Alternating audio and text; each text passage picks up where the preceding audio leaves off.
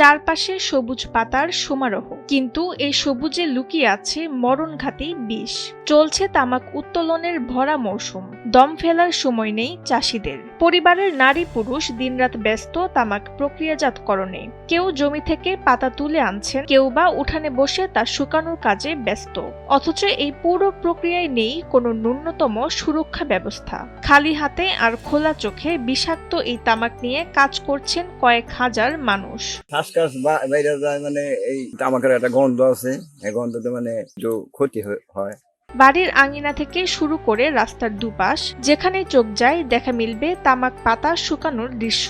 বাতাসে ভাসছে তামাকের উৎকট ও তীব্র গন্ধ। এই বিষাক্ত গন্ধে সবচেয়ে বেশি ঝুঁকিতে পড়ছে কোমলমতি শিক্ষার্থীরা। স্কুলেও স্বস্তিতে নেই তারা। উৎকট গন্ধে অনেকেই অসুস্থ হয়ে পড়ছে। বিভিন্ন সিগারেট কোম্পানি সুযোগ সুবিধা দেওয়ার কারণে দিন দিন তামাক আবাদ বাড়ছে বলে জানান কৃষকরা।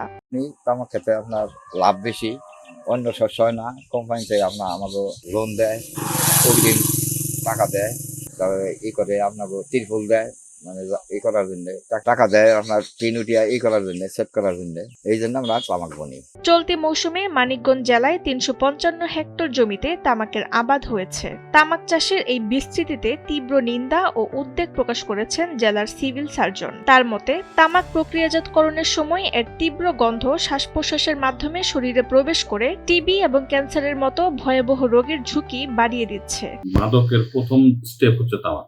তামাক যে জমিতে চাষ হয়, আমরা যতটুকু জানি সেই জমি উর্বরতা নষ্ট হয়। দ্বিতীয়ত তামাকটাকে যে আপনার পুরো প্রসেস করা হয়, প্রসেস করার সময় এটা তামাকের যে নিকোটিন আরো যে ক্ষতিকর যে জিনিসগুলো আছে, কেমিক্যাল যেগুলো আছে, এটা মানুষের শ্বাস প্রশ্বাসের ভিতরে ঢুকে, যার ফলে টিবি, ক্যান্সার এই জাতীয় ভয়াবহ অসুখ হওয়ার কিন্তু সমূহ সম্ভাবনা আছে। চাষিদের প্রণোদনা দিয়ে তামাকের পরিবর্তে অন্য লাভজনক ফসল চাষে উৎসাহিত করার দাবি জানান স্থানীয়রা। মানিকগঞ্জ থেকে প্রতিনিধি কামরুদ্দিন রেজার পাঠানো তথ্যচিত্রে ডেস্ক রিপোর্ট তাসনিম হোসেন লিয়া।